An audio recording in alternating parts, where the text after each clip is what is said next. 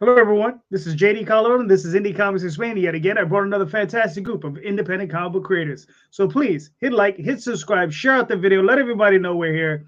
And without further ado, let's bring in this guy. What is up, Streamland? I'm JD Rosario from Unstoppable Comics. Calderon, what's up, brother? How you doing? You know, same as I was doing last night. I'm good. Trying to take over the world, baby. Trying to take over the world. Oh yeah, one comic at a time. That's how we do it. One comic at a time.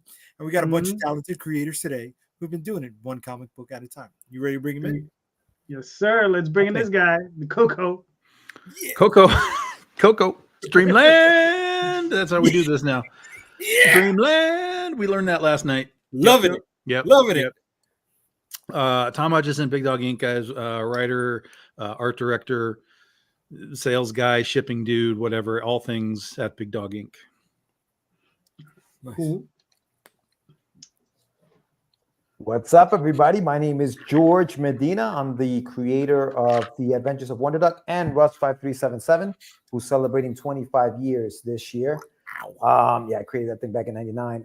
So I'll be, I'm promoting that, and also I'm the co-host on a podcast called Catch the Craze, and I have my own podcast called The Art of Comic Writing on my YouTube channel, Get Your Meds. So yeah, that's who I am. That's what I'm doing. Nice. What's up, everybody? I'm Jeff Schiller. I make a comic called Magic Powder, and we're doing a spin-off series called The Elf with No Name, which is like a Western fantasy comic set like hundreds of years before Magic Powder. So there's no crossover with characters or anything like that. But, you know, maybe you'll see some Easter eggs here and there. All right, cool. Hey everyone, I'm Haydes from ASAP Imagination. It's late here, so I'd like to match Jay's energy, but probably can't. I'm the owner of ASAP Imagination and Any One World. I'm a writer, publisher, and we help other people get published, distributed, things like that. Nice. Cool. Hey everybody, I'm Randy Zimmerman, Arrow Comics, arrowcomics.store. Go over there and take a look. I also podcast twice a week on the Indy Comics Network. Comics by Night, Friday morning at 5 a.m. and Sunday Funnies, Sunday morning at 9 a.m. So we talk about all things comics and been in this business for many, many, many, many decades. So done a lot of stuff. Love being here. Cool. Good. So Randy, there, you'll go first. Okay. Here's the show question. So listen, we know how tough it's been, right? So the question is, how are you surviving in this indie market? You know, the current marketplace, the way it's running, things are a little bit in flux. It's a little strange. So what are you doing to survive and prep for the future even? When is the market never in flux or never changing? I'm like Rosario, one comic at a time. That's how you survive. You go out there and you push your stuff and you show off your stuff and you hope people read and enjoy your stuff. So, and how else am I surviving? Well, I got a fantastic wife.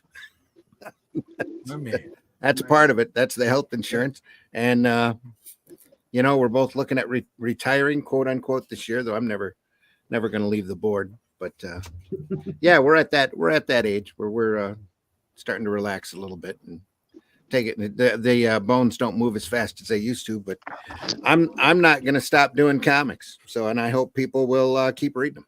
That's what it is. All right, cool. George, what are your thoughts? What am I doing to survive? I have a 9 to 5. I have a 9 to 5 job that's helping me pay for these very expensive comics that we love making. So that's what I'm doing. But also I've linked up with with others to help me do this. Haydes being one of them. He's at Imagination. Nice. Big shout out to him. He's actually publishing my Russ book, which helps with the promotion and putting it out there in different platforms, as well as Darkfire Press, who publishes The Adventures of Wonder Duck, and actually they're also being sold on the Ace of Imagination platform. So just linking up with different people, trying to just expand the network, so to speak. I'll be at C2E2 this weekend, doing a little bit more of that. So yeah, I think that, and then just I'm trying to stay motivated and creative. You know what I mean? So that the weight of doing all this stuff doesn't stop you from doing it, because sometimes that can happen, right? We're like, you've been doing this for a long time, you see nothing is happening, and so you stop. It's like going to the gym and you see no results, and then you just stop going to the gym. I try to just surround myself with other creative individuals to help me continue to do this. So that's what I'm doing.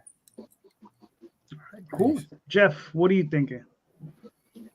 I mean, it depends what you mean by surviving, because like Jorge said, or George said, yeah, man, like I have a regular job, you know what I mean? I don't make any real money off of it. Everyone, I pay my artists, I pay the printer, I pay the shipping, USPS and pirate ship. And in the end, I'm probably, when I did my taxes this year, they gave me like, let's say there was a certain number or whatever it wasn't as much as I spent on the comics. So I didn't really have to pay any taxes. So that was cool as far as that part goes. That's how I'm surviving with a regular job like everyone else. But like George said, and Randy said, one issue at a time. That's it. Not rushing it. Trying not to do too much because I don't want to scare people off either. Like, oh man, another campaign. Because I feel like I even feel that sometimes about other creators. So I don't want to be that guy. So like, just taking my time, trying not to run off my audience, trying to bring in new people. I did a convention called the Las Vegas Toy Con like 2 weeks ago. Nice. And no, it wasn't nice at all. It sucked. But I mean, it was cool. Whatever. Like one guy came up to me who had actually backed every one of my Kickstarters. So that was cool. I got to meet him. And then cool. I did sell some comics, not a lot. I didn't make my like table fee back. I bought this little thing right here to hold my comics now, which is cool. I did not make that back. Stuff like that, whatever. But that's the game, So I'm just learning as I go. I would not mention or recommend doing toy conventions, just because I think everyone's there for Funko Pops. They're not there for comic books. So I was the only comic creator there, actually. So you took a gamble, bro. You took a gamble. You know what I'm saying? No doubt. Are you in the Vegas area? I live in Vegas. Yeah. Well, now technically I'm in Henderson. Yeah. Okay. Cool. Yeah. Cool. Hades, what are you thinking? Well, I actually do this full time now. So for me, it was learning about different marketplaces and understanding how to put it out there, looking at different platforms, what works, what doesn't work. Insomnia is a big help. I'll say that. I don't, George will testify to this. I've had many conversations with him where I've like, I slept like 2 hours. It was great. But, understanding what companies will take what on. So for example, over here we have a chain of stores that would never take on the floppy, so we've got to wait till we get to that trade time. But what have we already got that we can move? And then the digital side of things. So I started our Any One World platform. I started that a year after I started the original platform, and then I opened it up not just as a publisher, but I opened it up as digital distribution. And thus far, we've been very lucky. Since pretty much the beginning of the year and part of last year, we were doing 2 releases a week through the Any One World. Every Sunday, every Wednesday. I did one tonight, but we've also, we've opened it up where we'll take on novelists as well, because it falls within our genres. So, we've got different things in there. And then one of the things I do is targeted marketing. So everyone who is in the Any One World gets their own collection. So if you go to it, you can find the Jorge Medina collection. So it's all of us as singles, as digital, the graphic novel, Wonder Duck, and then he's doing a writing for us as well now. And Insomnia. Hades, I'm sorry, I don't want to assume exactly where are you. I know it's not Vegas. Yeah, no, I'm in the UK. I'm in the UK. Yeah, that's why I'm sounding like I'm whispering, because I don't want to annoy neighbors. But yes, I'm in the UK. Yeah. Okay. Do you do the London Supercon or any big events out there? Or what's up? So we did. Yeah, I've been doing quite a few here. I've actually found some better responses at smaller ones. Okay. So I just did a smaller one last weekend. It was amazing. It was one of those ones where you knew it was going to be a good day. The convention started at 11. I made my first sale at 11:03. And you go, right, okay, this is going to be good. Yeah. And then we've got our own YouTube channel. Laura Calcaterra hosts. We've got something called the Any One World Showcase, where we, each episode is just dedicated to the people that through the Any One World and stuff like that. So yeah, it's trying to find different ways of doing it. Nice. Cool. Mr. Hutchison. I know. Walk around the lake first, but go ahead. Yeah, I'll be right back. Yeah, so I mean, surviving. I mean, it's like we kind of gone over it all here. There's surviving in life, and then there's surviving in comics, and they're kind of two different things. But they kind of need to work together as well, because you got to pay your bills in order to make your comics. For me, the surviving has been kind of like what Haydes was talking about. We were trying to get into last night on Jay's show, which is, comic is a comic, but a comic, there's not one channel for comics. You can have crowdfunding, you can have a website, you can have eBay, you can have Comic Cons, live. I mean, there's an endless variety of ways to sell your comics. And that's one of the key pieces to, I think, surviving in comics, is understanding that there's more than what you're doing now. It's also one of the hard things, because that means you have more work to do.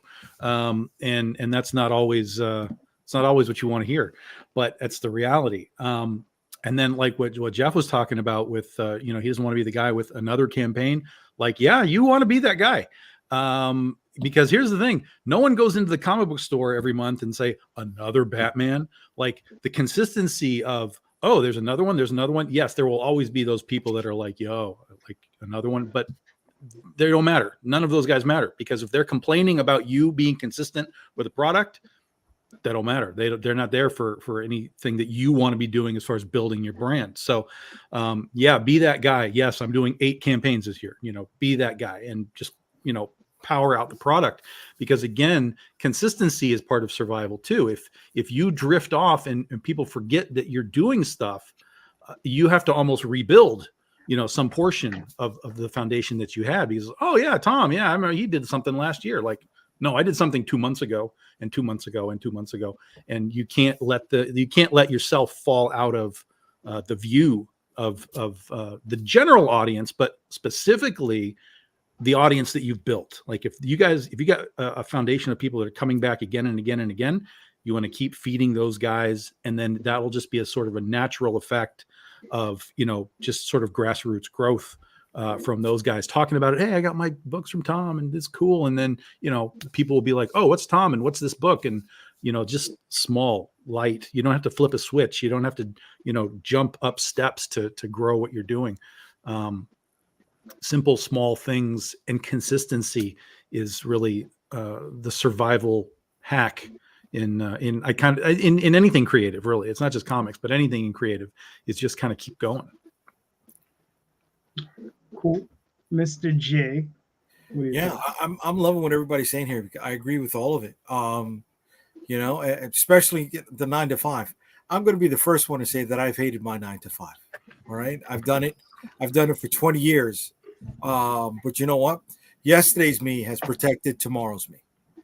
Right? I'm 5 years away from retiring with a pension, and hopefully I can go full time. Right? Hopefully I've built up the war chest enough to go full time.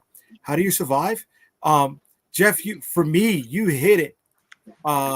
Even though you didn't get the results you wanted, but it's experimenting, putting yourself out there, taking those risks.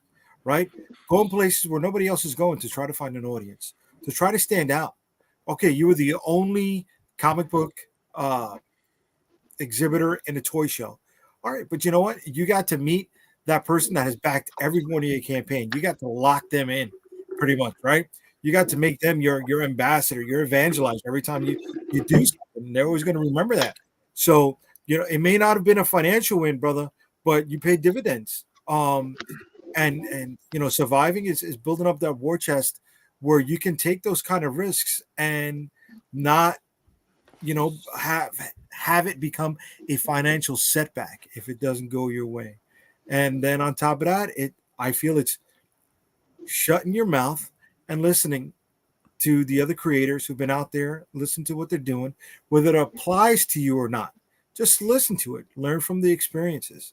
Right? Cherry pick what you can, what you can't, and go from there. All right, cool. So, Yeah, for myself, Jeff, I am that guy. practically every month. I'm running a campaign. I mean, I'm doing them over and over again. But He's it's, even duplicating campaigns now. He's just like, I'm just going to do this one again. Didn't I back? exactly. Yeah. Yep, Yeah, but that kind of I'm- plays into what Tom says. Like, at least people see you all the time. So, Yeah, like, man. even Right. you know, you always know there. Oh, is he making comics? Like, you know, you're motherfucking making comics. Oh yeah, I'm making comics. And the thing is like, it's funny. Like when I started, I would tell you, I said, oh yeah, I do this for myself. I write this stuff for myself. I create this stuff for myself. Now I'm like, I'm working. Like I have a full-time job. I have a day job. That's for my life. And then the whatever I make on Kickstarter, that all is for my artists, right? And I work for them. So whatever I put out, it goes back to them. So it's like whatever, listen, and I encourage it. You're feeding hungry artists around the world. Please continue feeding the hungry artists around the world. They're great people, fantastic people. But listen, but in truth, it's what I enjoy. Some people golf, some people like to ride around in their yachts on lakes. I just make comics. And then I give all the money back to the artists. So there you go. That's how I'm surviving. All right, Mr. J, what do you got? All right. We mentioned it a few moments ago with the convention. It was brought up by Jeff. George is going to be at C2E2 in the end of the week. But what is your idea of a small convention? Is it the local church basement con? Is it 10,000 people? Right? What is too big of a convention for you?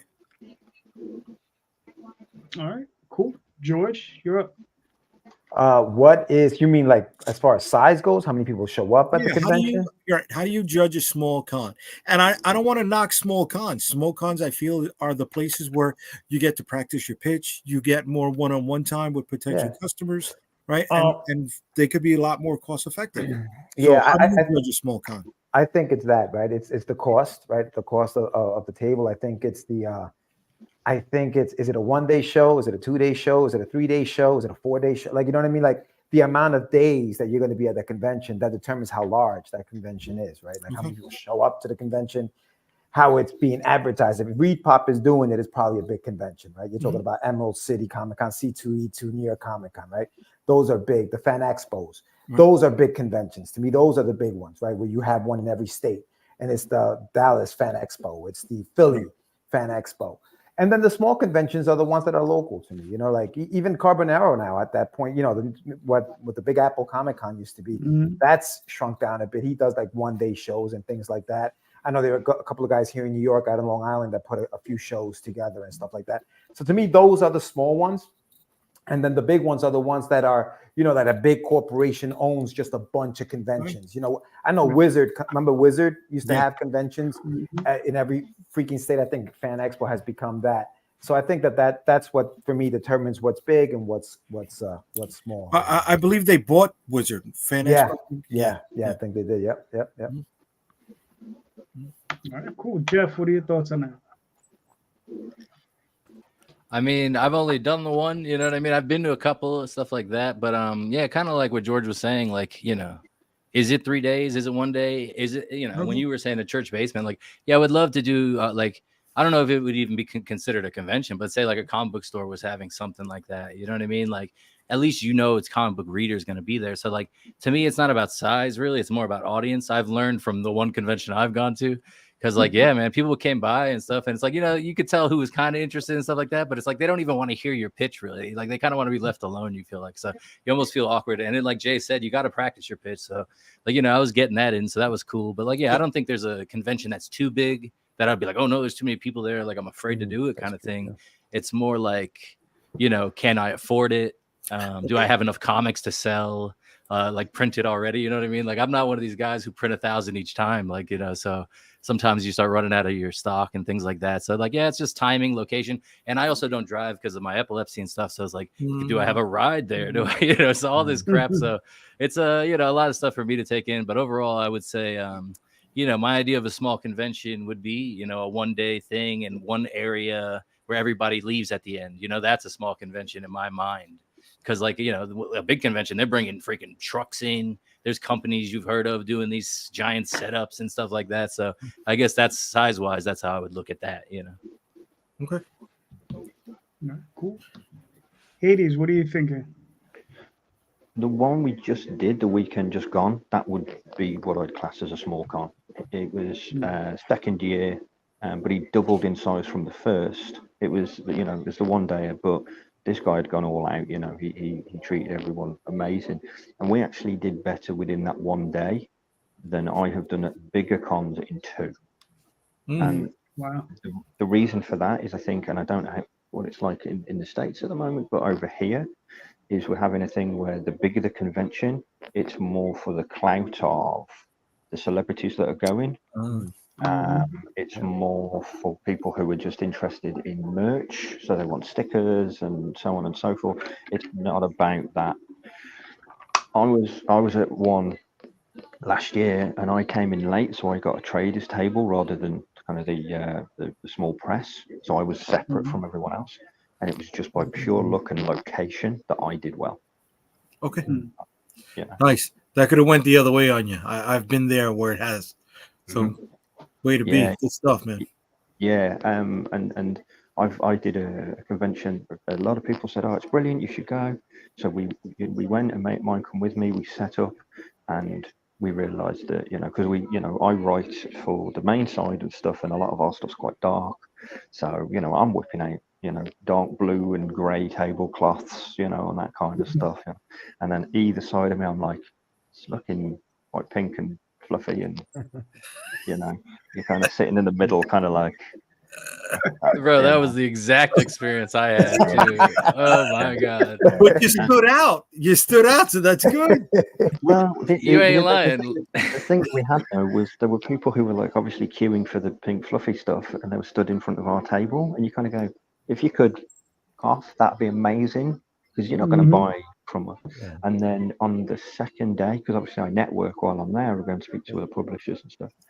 And again, I'd gone for a traders table because we've got more stock this time. I went down on the second day. We're supposed to be there till 5, and a bunch of the other small press people were packing at 1. And they were like, I'm out. So I think sometimes if you can find that sweet in-between spot over here, between small and large, you find that kind of, it's quite a difficult spot to find.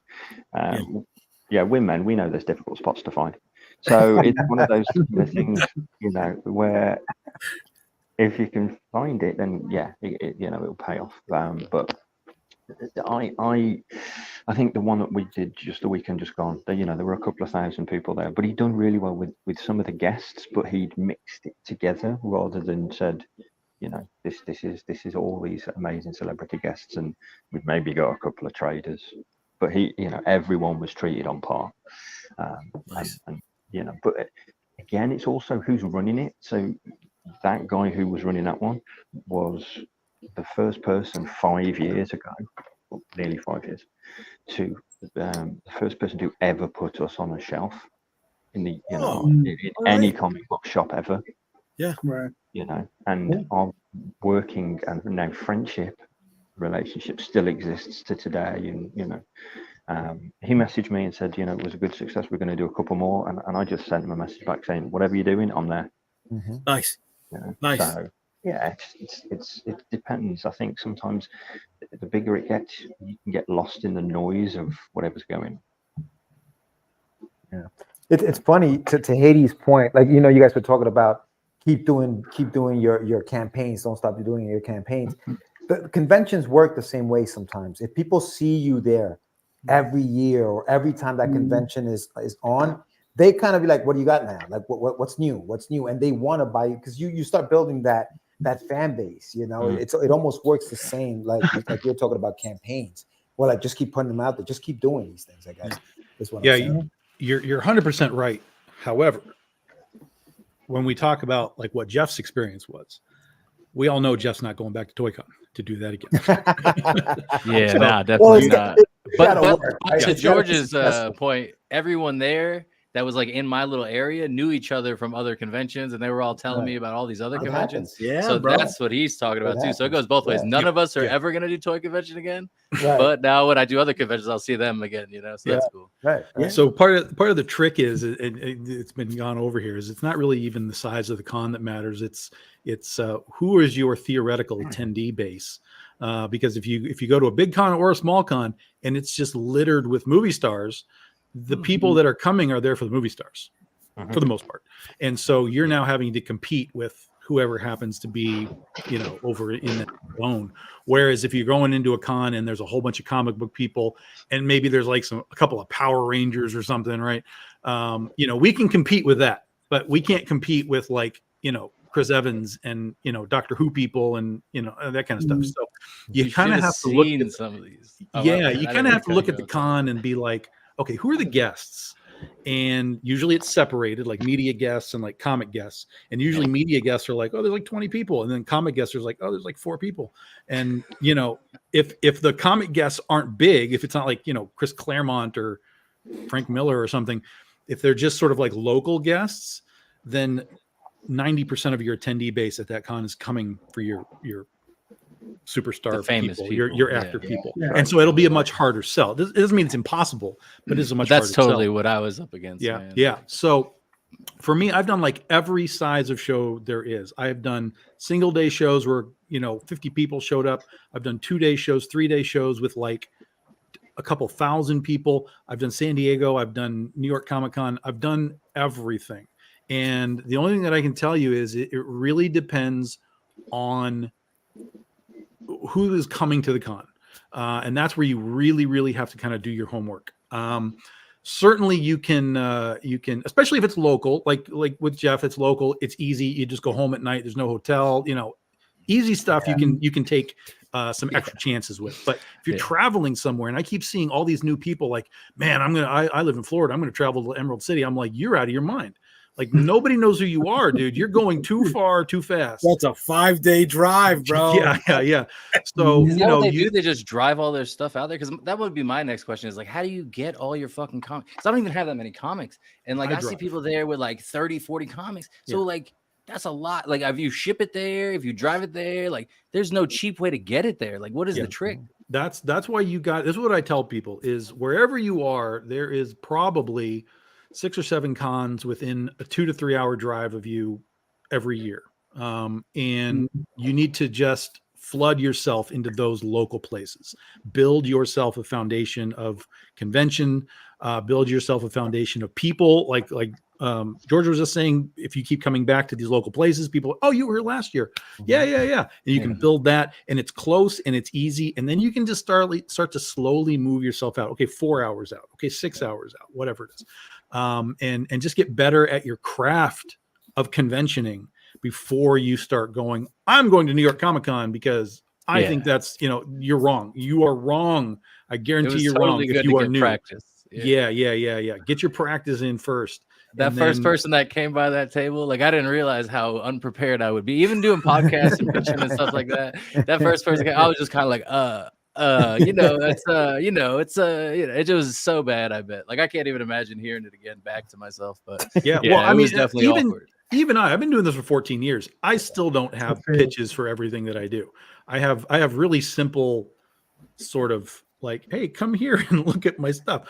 I'm not great at like the pitch, even after doing this for 14 years. I'm not a salesman guy, right? So so my pitch is I mean, I get to the pitch, but for me, I generally kind of key in on the person. Like if they're wearing something that I think I could draw them to, like, oh, you like Jaws? Like, look, I have a shark book. Like, come nice here. Dragon Ball Z costume. That's it. So that's one of the tricks for cons. And here's the other thing, like Jay said at the beginning, if you're doing small shows and there's like 1,000 people, 2,000 people, you're going to have way more time to talk to these guys and you have way more opportunity to sort of win them over at these smaller cons. So again, that's how you build that fan base, is if you go to a con where you can be like, hey, I make a shark book and I'll be back next year with issue 2. That guy will be waiting for issue 2. He'll come back and he'll be like, where's issue 2? Sometimes it takes a few runs at it. But again, if it's local and it's easy, you can take those runs and you can build over time. Yeah, and it's like, you know, a lot of my audience is only online, so it's like I need to get in person. So I have to do it that way.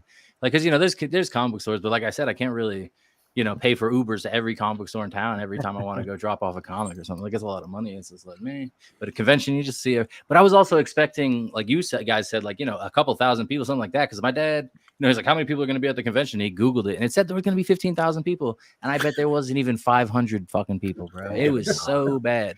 Like, maybe a day, maybe there was a couple ask hundred. me because I'm aware of ToyCon. See, I should have.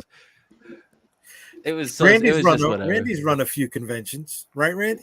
Yeah, I ran them for over a decade. Yeah, but mine have always been small shows, because for me, small shows are where it's at. It's where you get that one-on-one and you're able to talk to people. And I throw a Saturday show, for example, in a farmer's market, take over half of their atrium and their community room, and charge $50 a table, and have my friends in and give them a table. Anybody that was local working in the area. But yeah, it was a lot of fun. But I've seen a lot of these conventions are evolving pretty hard as less and less people are reading American comics. You know, I was just at a Grand Rapids con. It's a great con. They treat me like a king, literally. And I moderate a few panels for them, and got to moderate a panel with Howard Mackey, which was a lot of fun. But and other things there, they treat me exceptionally well. But the majority of their guests were anime voice artists, and so the majority of the people that were there were cosplaying with anime characters. Right. And, you know, the only media star they had there was Nana Visitor, that was from Deep Space Nine. Yep. But I was there tucked back in the far corner, away from the anime guests, with Brett Blevins, between Brett Blevins and Bob Hall, which is great. And Howard Mackey was there, and George's Jante was there as well, who's been doing a lot of Mandalorian and Buffy the Vampire Slayer material. And it was a good time, but the crowd, you could tell, wasn't primed for comics per se. You know, there were a lot of people buying a lot of stuff, and a lot of folks walking by going, "What's that?" You know, a lot of people passing by Brett's table going, "Oh, did you do Death of Superman? I've got, 5 copies of that book sitting at home," that kind of thing. But and there was a while there where some of the big pros were incredibly frustrated and sitting there, not getting any business and not feeling well. But it did turn out to be it's always a good show. Grand Rapids Con is always great, especially the one in November. But I love putting on little one-day shows. There's nothing like it. And there's a bunch of one-day, there's usually a one-day show once a month down in Detroit, where I call it, it's not really a comic show, but they have more comic dealers there than what you see at the 2 and 3 day shows. It's an old paper show to me. You go in and you've got guys selling old comics, old pulp magazines, old, movie press kits, just the most oddball stuff, which is great. I love going to those shows because you never know what you're going to find. And as well as old paperbacks and, just the stuff that I want to see. But nothing like running a one-day show. I always tell folks that they should try at one point or another. Just find a nice venue and set up some tables, invite your friends in, find some retailers, charge them, and don't overcharge them for a table, especially if you don't know who's going to come in. But I used to charge $50, and we used to have, and $5 at the door. We used to have a hell of a time. So we stopped doing that during the bug. I got invited to do one up in Saginaw, which is about a half an hour north of where I live.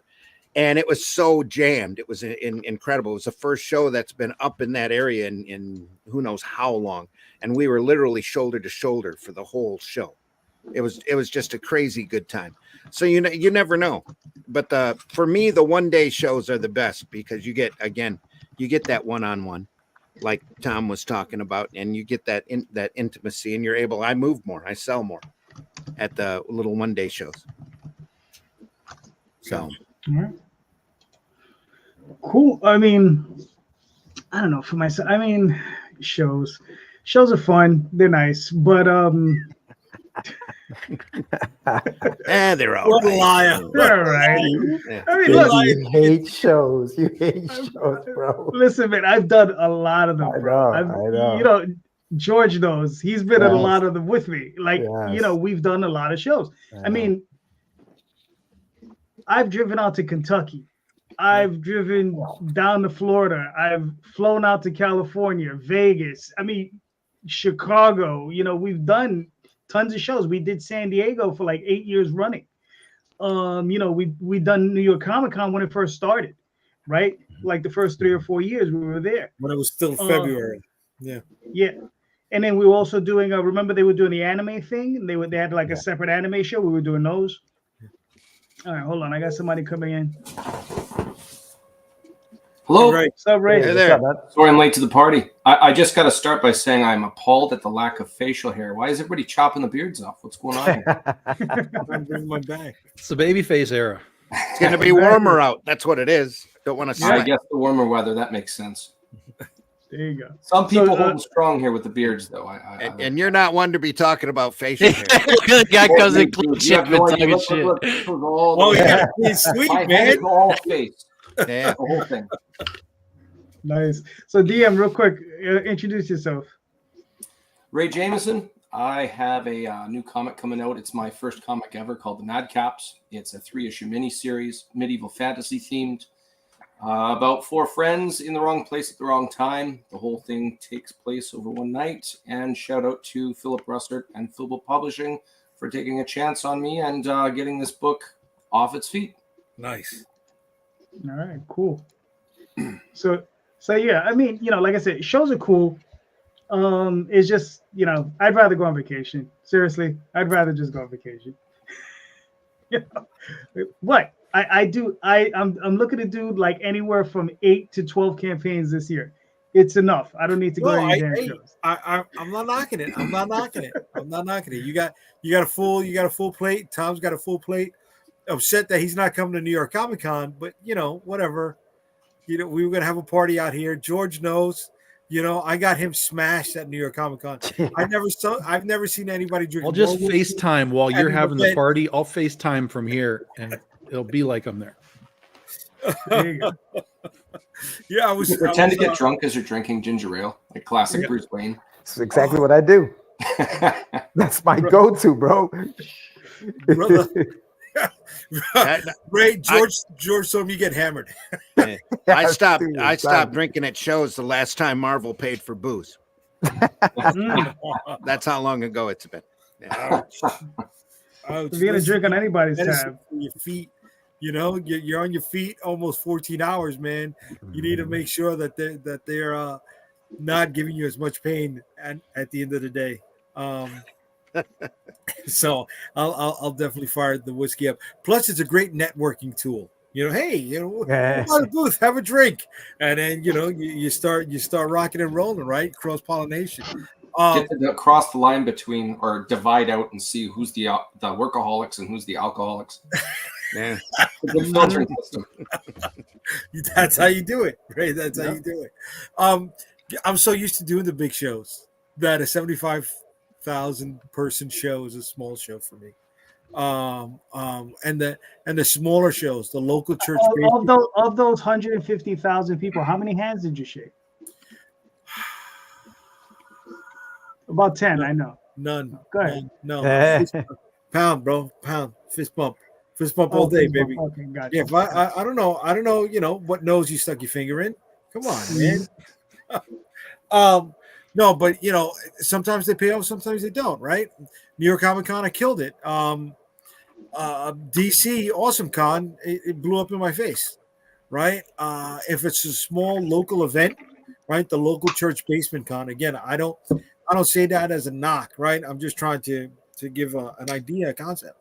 I got no problem doing those shows, right? If they're small, they're close to home. It's a 1 day, it's a 2 day thing. It's a half-hour drive, cool. But I have done the drives too, right? From New York to Orlando, that's 18 hours. From New York to Chicago for C2E2, that's a 12+ hour drive. From New York to Dallas, that's a 27-hour drive. right? From New York to Boston, that's a 4-hour drive. George, I'm going to go up to Plastic City. You're going to do that, Yeah, right? I'm going there. Yeah. So, but that for you, you're closer, right? I'm on the other end of New York. How do you think I feel? Jesus Christ. See, but Haydes, I want to go. I really want to do the London Supercon. Yeah, I want to go right? out there too. For me, it's cost effective. It's not cost effective, but it's something different, right? How many people can I meet? Who knows if I go there and I may meet that one artist that I lock in with, that that it could be the lifer. Is that something that I'm willing to take a chance on? Yeah. Jay, what do you think the DC one blew in your face? What do you think happened out there? All right. So they said it was 75,000 people. It did not feel like 75,000 people. When you're doing these events, right? You can tell. You know how floor space gets filled up. You know how they set it up, stuff like that. They were charging for premium location booths, and that's one of the things that really pissed me off. So the way the convention center in DC was set up, there were 3 main escalators that led down into the show floor. And I was in row 8 by the first escalator where they were going to let everybody in once they opened up the doors. What they didn't tell you is, okay, once that initial wave went in, they opened up all 4 other escalators. So what was the point of me paying that premium price for that location, right? Everybody else was entering through all of the other. So it was like, that blew up in my face with that. Yeah, but isn't Awesome Con one of those ones that does like all the movie star people? It is one of those. Yeah, they had a lot of Star Trek people. Yeah. Back to the Future cast, I think, was there too, right? The which ones? The Back to the Future cast, I think. Well, they were this year I wasn't there. This year I meant okay. last year. I was there in June. Last year. And that's another thing. That was a quick turnaround. They went from June to February. Wow. Yeah. So whatever. But it is what it is. It is what it is. Yeah, you take your risk. All right, cool. Tom. Well, hold on. Daphne, if you could just pull up the first campaign, that'd be nice. You got a producer happening? Yeah. I got a producer in the house. Yeah. Nice. Dang. I keep pitching her a show because she's got her cat ears on. I keep pitching her the show, 2 cats, 1 show. One of these days we're going to do it, I think. 2 cats, 1 show. That's pretty good. Yeah, I don't like, though, that he's having a relationship with his producer. Wait till his wife finds out. It's going to be a very awkward moment, man. Okay. All right, Tom. You're up. Yeah. We just hit 250 today. 250. And nice.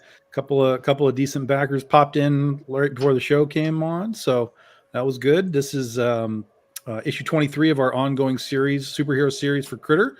This was the first book I ever wrote in order to kind of figure out, like, how do you write a comic book? What is a comic book? Can I even do this? And we've been now doing this for 14 years, so we're finally getting back to the book, focusing on it kind of all year long. We're going to do another issue towards the end of the year. But this is issue 23 of volume 6. All the volumes are available. So if you're not familiar with the book, all of the previous books are available, whether you want trade paperbacks or if you just want to try that series out. We got a quick catch up. You can just get the most recent 3 issues. We've got 4 stretch goals unlocked. 17,000 will unlock the next one. There's some of the interior by Omar and Hedwin Zaldivar, who are absolutely killing this book. I can't believe the luck of finding these guys and having them be available. So they're doing the whole arc for us. Looks fantastic. We keep things really simple. They always have a general book, which is your logo style book. Every price that you see here also is including your shipping.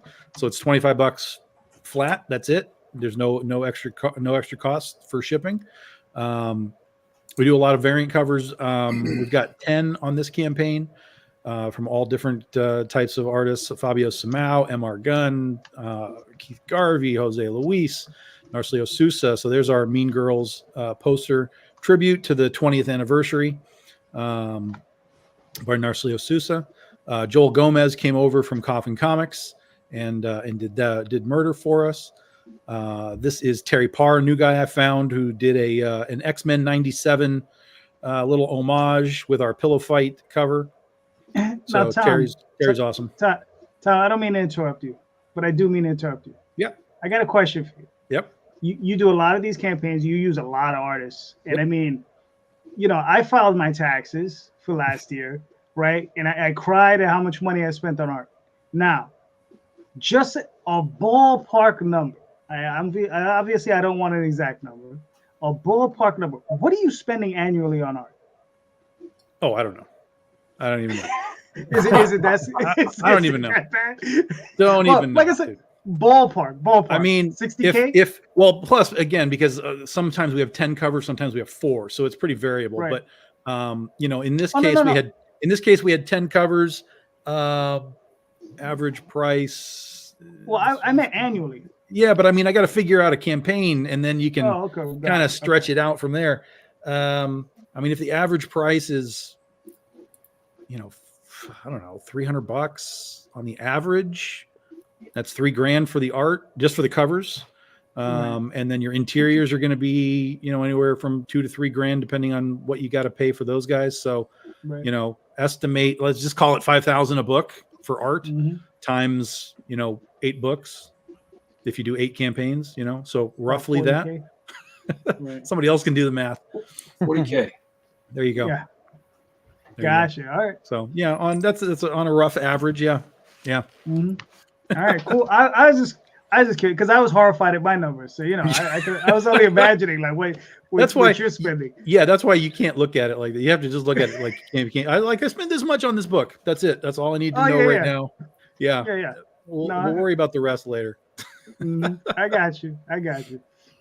So I'm sorry. So continue. No, you're good. You're good. Everybody can check it out. I mean, we've got merch, we've got pins, we have the 1-of-1 Joel Gomez package there. We did do action figures for the campaign. So we've got some of these left. There's 2 versions of Critter. So if you like, if you're a toy collector, I'll take these to ToyCon, Jeff. This is how I get in. This is how I make ToyCon work for me. Is I make some toys. We have toys available.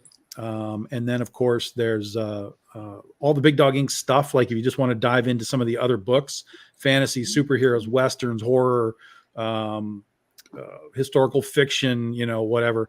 We have got all these other books that you can grab onto and try out some other things as well. And then all the new books, all the new variants are also available in holofoils and metals. So if you want to get super fancy, we have super fancy stuff available as well. And then there's our shark book that we were talking about. That'll be our first ever OGN, original graphic novel, coming out next year. Next year will be our 15-year anniversary. So we're gonna do some interesting new things next year, as well as what we would normally be doing. So yeah. So here's all the stuff. You can get them as holofoils or metals. All that stuff is printed to order too. So if we get orders for 27, then that's what we're making.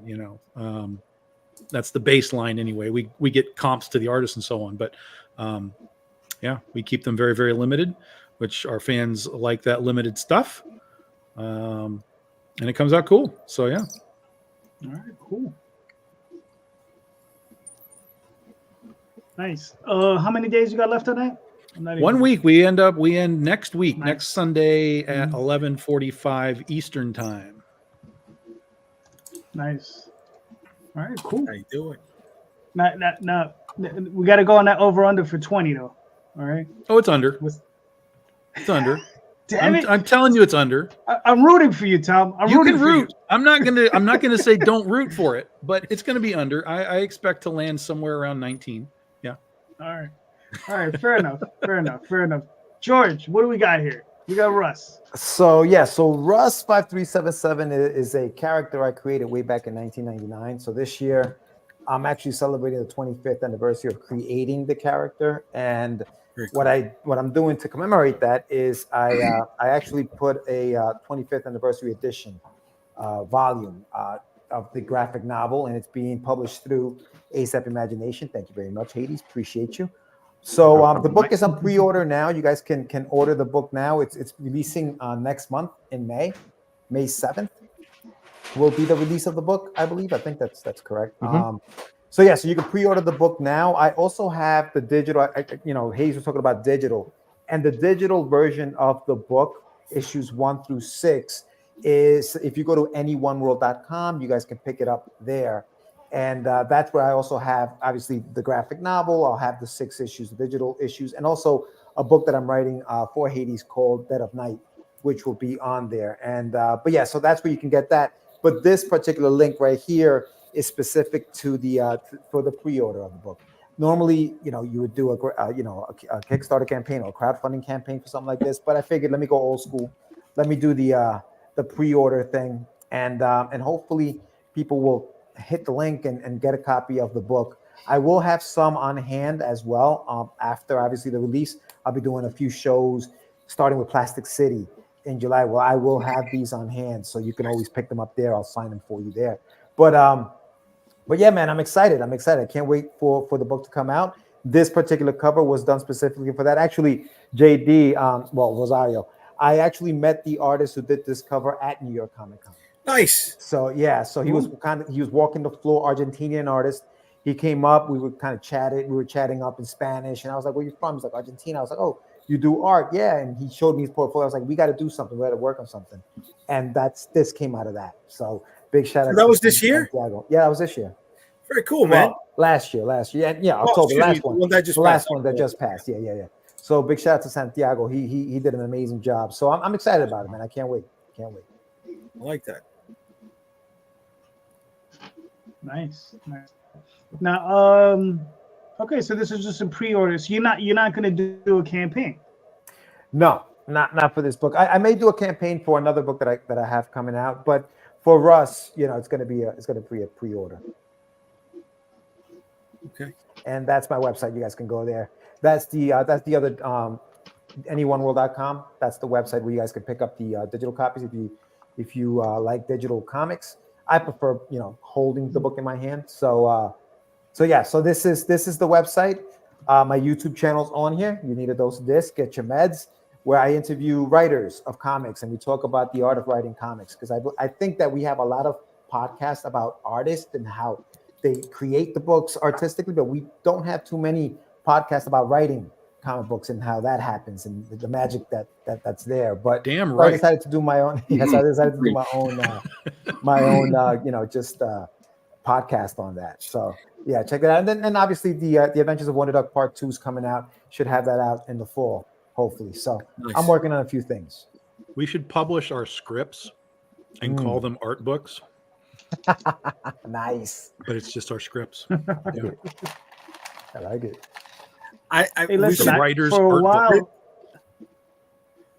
I'm sorry, for a while I was for a while I was doing handwritten covers, and I was selling those. Handwritten covers. I would. Yeah. So because Nice. I write prose by hand, and what I would do is on the cover, it was lined like a regular piece of paper, and I would just write out the story on that, and it was like the sheet. And I sold like 50 of those things. I just got tired of doing it. I took that to another. Yeah, I took that to another level. I would write on the covers, but I would write it in the shape of the character. So when it was done, it would be nice. like a silhouette cool. of a character or whatever. Yeah, that's cool. Mm-hmm. That's nice. I was thinking just like print out your script. And before you do your final draft on it, make all your notes on a printed out script, make photocopies of it, and then sell the 7 or 8 page hand edited script of whatever book you got, right? No, I wrote it all by hand, and then I would have to scan it so I had a copy so I could transcribe it later. Yeah, that's a lot of work.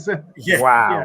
Holy. But I like Tom's ideas. Freaking, that's a great. Yeah, Tom's ideas actually. They were very popular, but just like JD, it was like, holy fuck, this just takes so much time to do this stuff. Yeah. So recently, I sold the strangest thing ever to do with my comics, and it was someone wanted the proof of one of them. Like, can I buy that physical proof off you? How much you want for it? How much you want for it? And I didn't know what to say. I had no idea. So he said, I think it was like 80 or 90, and I was like, yeah, that's cool, whatever. Oh shit, yeah. I was like, I'm not, So then we went out for drinks because it's like one of my friends and stuff. But he just clicks all my shit, and he was just like, I really want one, man. And I had 3 different covers for that one, and I was like, which one you want? And I wasn't gonna give him a specific one, so I was like, it was cool. So I was like, fine. But I never do, because if I just take the sticker off, you don't even know it's like, but whatever. But yeah, well, lucky me, I guess. That was a good night of drinking on free, So. So Jeff, what do we got here? All right, so this is the Elf with No Name. It says 1 and 2 because you can get both issues, but it's really the second campaign for the second issue. Last issue, we got about 224 backers on this comic. It's a spinoff of Magic Powder, which is my main series. It's the first comic series I ever wrote. So this is the cover of the first issue of the Elf with No Name. It's based on like the outlaw Josie Wales. Right here, the one we're showing on the screen right here is kind of based on Red Dead Redemption. It's a cover by Ignacio D'Amelio. He hit me up. He's like, "Can I do a cover for you?" And I'm like, "Yeah." He's like, and we already have the GTA homage for Magic Powder. So he's like, "Can we do a Red Dead one?" And I'm like, "Yeah, man, go ahead." And he nailed it. So I'm really happy about that. Yeah, he did. It's good. Yeah, it's freaking. Yeah, I love it. And so this is the interiors, and it's all done by another guy named Jeff Fulsham. And he colors it, he inks it, he does everything, letters it. It's great stuff. I mean, I found him luckily on Twitter one day. He was like looking for a gig, and I was like, I've seen his other art. He has it's called Osirian Tales. He has his own comic that he does, and he writes and draws and everything. That main character reminds me a lot of like a good guy version of Tex Hex from the cartoon Brave Star. Oh damn. Okay, that's the name I haven't heard in a long time. That's hilarious. Deep cut, bro. Yeah, for real. I have good memories for weird stuff like that. Sometimes, not too often, but it does come out as useful, but not for really fruitful things. But I'm glad it worked out here. Yeah, this is the business for that kind of thought. You know what I mean? But so this is our variant cover here, and it's done by an artist named Flops, and he's out of England. And so I was just like, I didn't really have an idea. I kind of have a trouble coming up with cover ideas sometimes. So I just knew I wanted a variant, and I knew I wanted him to do it because he kind of brings his own audience sometimes. And so I was like, yeah, man, do you have any idea for like a fantasy Western kind of idea and stuff like that? He's like, oh yeah, man, I'll come up with it. And this is what he came up with. And I love it. It's a fun little idea. But the first cover he did for me was on Magic Powder, and it's the Pulp Fiction variant.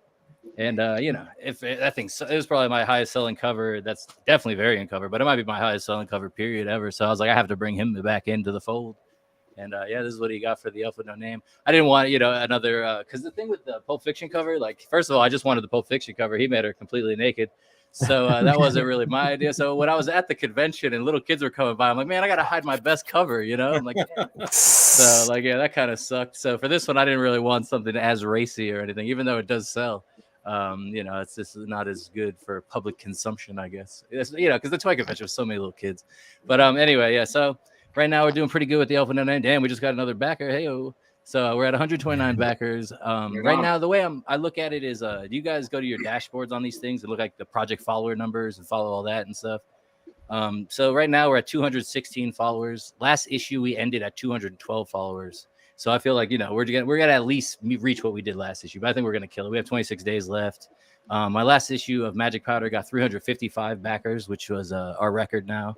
So, I'm just trying to keep getting those kind of numbers. For this, I want to get around 250. If we can get 250 for Magic or Elf with No Name, that'll be our new Elf with No Name record. So that's cool. I don't expect the exact same numbers because Westerns aren't as big as like, gangster movies and stuff like that. So I don't think the audience is as big. But, we get a lot of people that want to be characters and stuff. The first couple pages, if you look on the campaign page, you'll see like a goblin. She's blue, and then you'll see like a Gorgon with her snake hair, and they're both like actual people who wanted to be in the comics, and so they bought a character tier. And then also on page 6, you'll see like 3 dwarves at a bar, and those are also guys who have also bought their own characters, but they're also in Magic Powder and bought their own characters. So like some of my audience likes to be in the comics, which is really cool. It helps fill in the lazy days on the campaign. You get like $100 boost, stuff like that. So it's cool. But like we got $5 digital copies, $7 physical copies, and then it goes up from there. If you want a name in the comic, it's like $30, but you also get all the covers and everything like that. We haven't hit any. Is the first story arc? Say that again. How many issues is the first story arc? You're on issue 2 right now. Yeah, we're gonna do 6, because Magic Powder is also first arc is gonna wrap up with 6, so we're gonna do 6 for the first arc, and I already know how it's gonna wrap up and everything, and then. Cool. Yeah, and then we'll see, how the artist feels about going forward and stuff like that before, But yeah, so far we're playing. Trailer, I think it'd be really cool if you did a cover of the what's the band? America, Horse with No Name.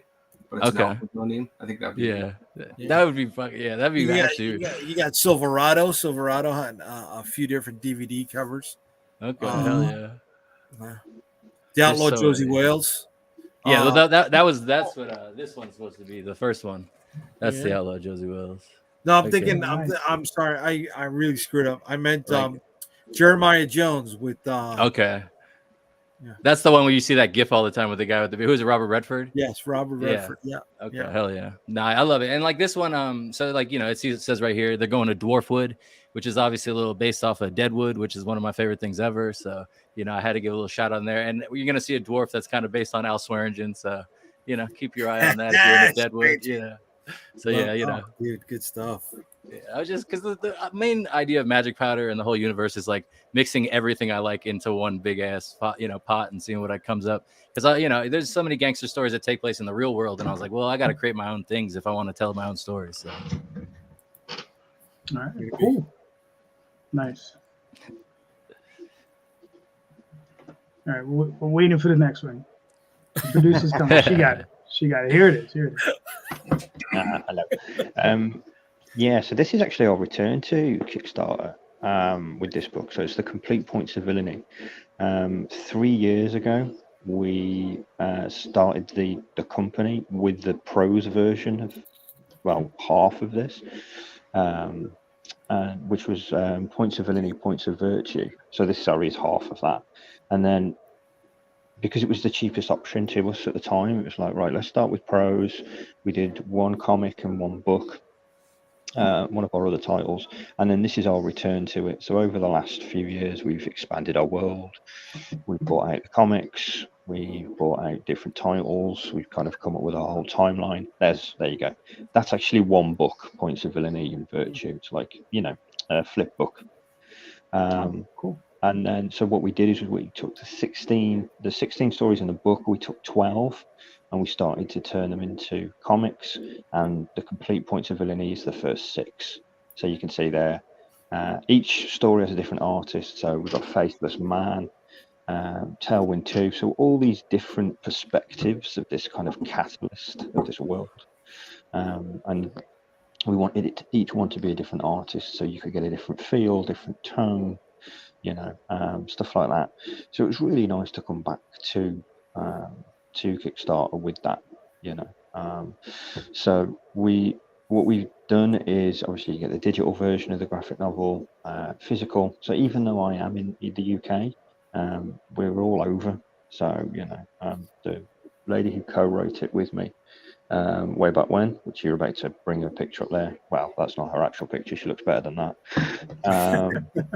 But she's based in Canada, so shipping's not an issue. There you go. Shipping's not an issue. But you can obviously get the single version of the first comic to kind of dip your toe in. What we did, was quite interesting with the first issue as well, is it's 2 stories, and what we did is we included a piece of music on the inside cover, which was written specifically for the book, so you can dip your toe in, scan the piece of music, get that for free, and then that idea that you can be a bit more immersive and just enjoy that. And if that's the jumping off point, then great. And then there's artwork of a bunch of our characters. We've got there's our titles there, so you can get the digital versions of those, or we do physical if you're a physical backer. So we do like gift packs, stuff like that. There's some merch there, so obviously the pendant that's quite important. And then we're bringing out all new trading cards as well, because we've got a few, especially that I was giving out at conventions and throwing in with orders. And then we've got the one-shot Whole. The interesting thing about Whole actually is it became a one-shot for the specific reason that the entire issue was drawn in first person. So every single panel you see through her eyes, so you kind of live it in real time with her. And then because we've got the Anyone world and all the amazing creators that come through there, we have an Anyone world tier, so you can get digital versions of the first issue of Russ, first issue of Path of the Pale Rider from Laura Capatera, Dre from Brutal Planet Comics has donated donated the first issue, so you can unlock those as well. So not only do you get to delve into that world, you can also dip your toe into all these other worlds as well. So yeah, it's nice to kind of come back to Kickstarter, and kind of reconnect with some people and meet a bunch of new people and stuff like that. So yeah, it's good. It's good. We're happy to be back and doing it. It's cool. Cool. Now, what were your biggest difficulties transitioning from prose to comics? Wording, really, because obviously, if you use descriptive, I was quite lucky because I had already written Messiah issue 1, so I was okay with things like, scripting and paneling and understanding it that way. Laurie was new to comics at that point. And then when we were transferring the book over, we went through the 16 stories, and some of them you go, well, that's not going to translate. There's one story about a guy who's trapped in a box. Enjoy that comic of the same 16 panels all the way through of him going, I'm still here, Some black and white clown makeup. Yeah. So we were like, what's going to translate, what isn't? And then it was like, because we wanted to keep it to an allotted amount of pages, what's going to get lost and what's not, and what we have to let you decide on. Whereas we would use a long ass description. It's like, it's handed over to you in one word or one speech bubble and hope for the best. And it worked fine. Yeah, it was okay in the end. Gotcha. All right. Now I've written a lot of the Oswald Chronicles originally written in prose, and I'm translating it over to comics. So it's just like, yeah. So whenever I get somebody that does something similar, I always ask. It's always an interesting process having to do that, because you got to like put on a different hat, and it's just like, okay, all right, this entire page is gone, and chopping all this out, and like, okay, it's this and this, and definitely. Yeah, it's always interesting. All right. Okay, let's see who's next. Drum roll? No drum roll? There you go. There we go. Shadow Kingdom. Nice. So Randy, well, we shut this campaign down last Saturday, and due to a transaction glitch, I should say, we lost about 40 backers. Oh, shit. Wham. Damn. So we've opened it back up again as a storefront while we go back and contact those folks that their transactions didn't quite go through. And to get them on board, as well as to give folks an opportunity to get in on the campaign still. The print file is done, just doing one final look over on the entire thing, and then it goes to the printer. So it's only like 2 weeks away from 2 or 3 weeks, depending upon how long the printer takes, away from getting these copies out of there and rolling. So, but in the meantime, we're going to leave the campaign open. This is the Shadow Kingdom. It's a faithful adaptation of the public domain Robert E. Howard story, really looked at as the first sword and sorcery story, at least the first American sword and sorcery story. It's got all of those great elements in it. It's a cull story. The artwork is by Russ Leach, who is an incredible English artist who's worked on Doctor Who and Batman for Panini. And like I said, it's a very faithful adaptation to the story. I broke it down and lettered it, and Russ went through and did the artwork on it. Russ always has wanted to do a barbarian story and had the opportunity to do it, and we did it. The actual comic itself is about 70 pages long. Then we put the prose story back behind it.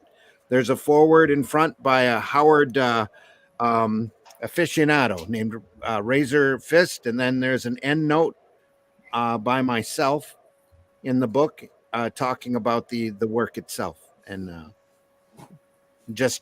I'm really proud of this product. Can't tell you how great it's going to look. Can't wait to see it.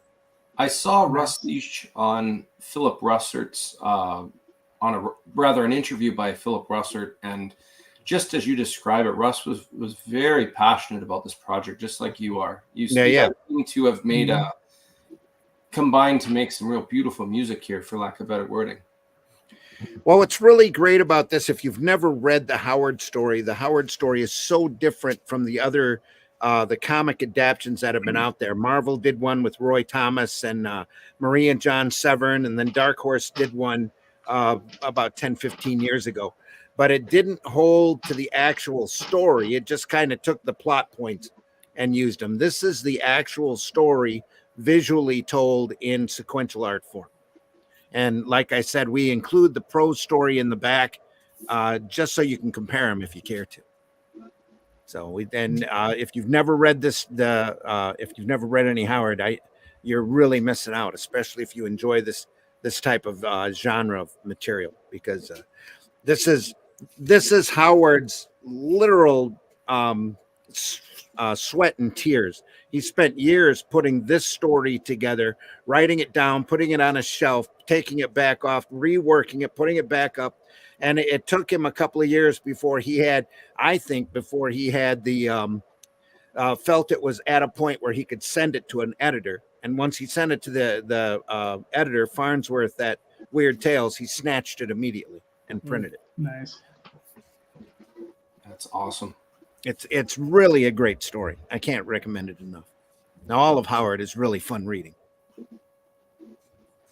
No, it's cool that you guys included it in the back too, because a lot of times when I do, like, say, watch a movie based on a book or anything based on a book, you kind of want to go back and read the book too, just to see what's up. So yeah, that's a really good idea. Yeah.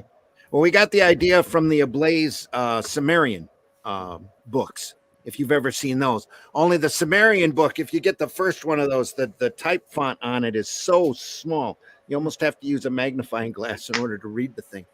But ours is really good. It's already, like I said, it's already done. The print file's already done and laid out, and there's a wonderful little scroll behind it. It looks great. Like I said, I'm really proud of this product. Nice. You can run the video if you want. If you don't want to, that's fine. Basically gives an overview of what the story is about. In the time before Atlantis sank and the lands of the world were savage and untamed, one man would claim his destiny, leaving his Atlantean tribe behind and throwing off the shackles of Lemurian bondage. He sailed the seas as a pirate captain before seizing his place as a king. And now that he has the throne, how long will he be able to keep it? This is the Shadow Kingdom, the classic sword and sorcery tale by Robert E. Howard, adapted by Randy Zimmerman, with artwork by Russ Leach. Available now at fundmycomic.com. Hell of a voiceover. I didn't realize that was your voice the first time I heard it when Russ was promoting it. Oh, thanks a lot. But it's the story of a man who becomes king and then is told that there's a threat on his throne by a race of shape-shifting lizard people. And that's literally where the urban legends began, is here with this story. With lizard people. Yeah. Nice. So it's all there. It's about, it's a 1929 story. It's just classic. So it was a real honor to do. So I guess the mishap, you have all the information for those guys, for those people, for those backers. So we're tracking them down. We're tracking them down and to find out what happened and where it went. And it was one of those bizarro glitches. Luke's internet wasn't working 100% at the time, or at that time, because he's in the lower part of Indiana, and he was sending those transactions through, and we're not sure if they didn't go through, if they were refused or what. So we're going to track everybody down and see if you were a part of the campaign, you haven't had an email yet from us. If you were a backer in the campaign, you should double check with your credit card company and make sure that charge has gone through. If not, then let us know and jump back in. But we're tracking everybody down. Cool. Yeah, plus, I got it, because I got a notification. We're leaving it open because I had a couple people contact me that went, "Oh man, I'm sorry I missed it." Yeah. Nice. So, all right, cool. we'll see how it goes. We're already really happy with the amount that we've got, and just the reception that we've received has been.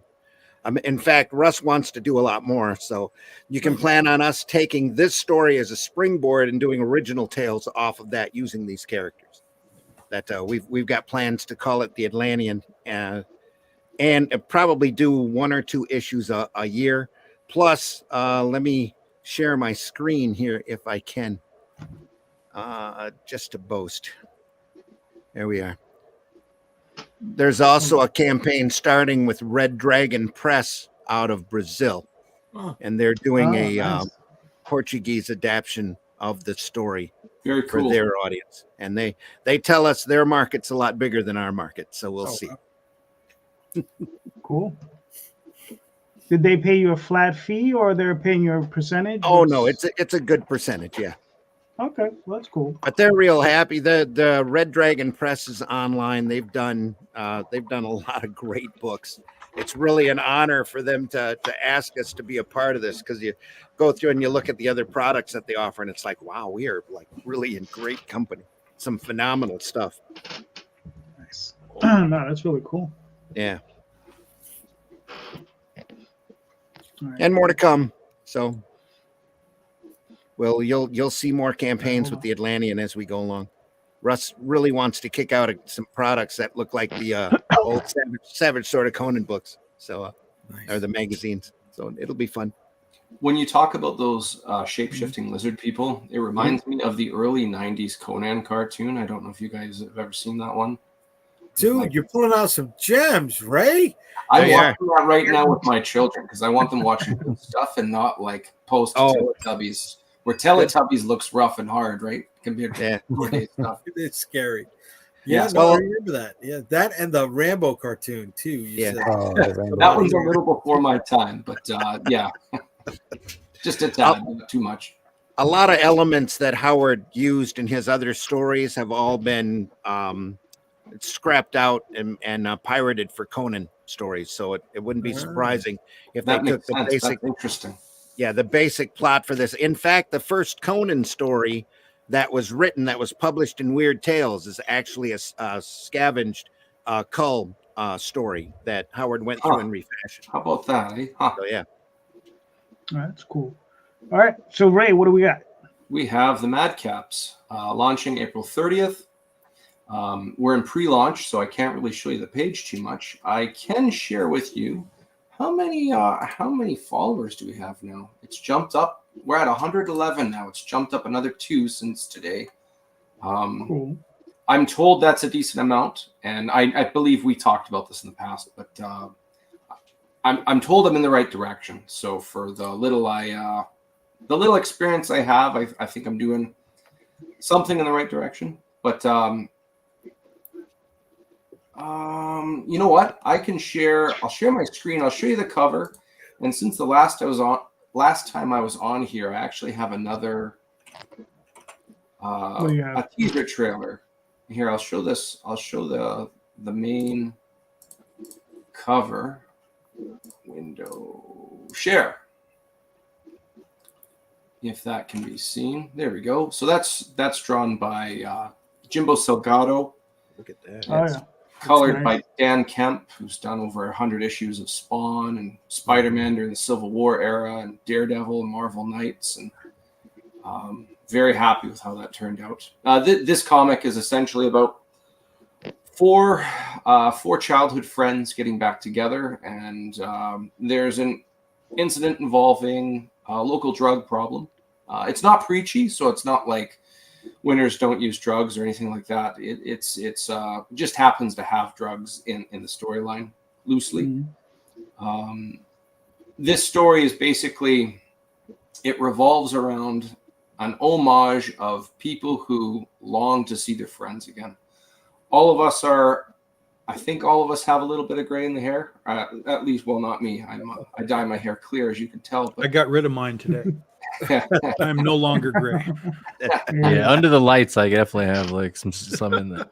But all of you, I'm sure, have at least one or more friends, a circle of friends. You don't get to see them too much, and when you do get to see each other, it's it could just be seeing each other in a restaurant, and it's not like the shenanigans of the days of old when you were younger, but when you leave that get together, you feel very recharged. So this comic is really an homage to having that caliber of friendship. So when this problem occurs, and because their friends are around, well, I don't want to look like a coward in front of my friends. These individuals are not the most powerful thing in the realm. So in fact, in the very first, hey, there's Ellie Cunningham. We drew Damona together on her show Drink and Draw. And that's really cool. Anyways, yeah, just to summarize it, because their friends are around, well, I need to be a good example to them. I don't want to look like a coward in front of them. You have all of these thoughts, so they're forced into this position. Within the very first issue, 3 of them almost get killed, just to give you a highlight of the gravity of things. They're not like infallible, overpowered individuals. I tried to make it characters that were in somewhat relatable, or you would actually feel like they're in danger. I'll just share this 60-second trailer and then move on from there. Now, is this a single graphic novel, or is this going to be like a limited series? 3 issues. So this is just issue 1. All of it takes place over one night. This scene here is, we kind of nicknamed it the interrogation. It's just, it has 3 of the 4 friends in it, but I'll let it speak for itself. I believe Tom's seen this already. Would you be able to tell me where you're going to pick up this fresh stuff? No way, man. You could save many lives here. I'd rather die. Oi! Death is a privilege which you will not be getting today. Are you crazy? Go for a walk. I can't heal everything our large friend is about to deal out to you. You can either talk to our dwarven friend here, or you can talk to me. The dwarf! The dwarf!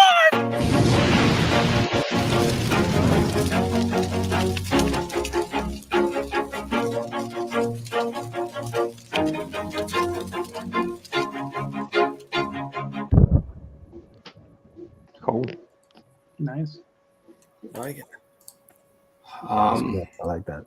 I've had a challenge. I wanted to do something fantasy themed, and sometimes comic book and fantasy don't overlap well. So one thing I did, I've almost finished editing it, but I ran a one-shot D&D campaign, which is a prequel leading up to the first issue. It's the equivalent of Rogue One, just before A New Hope.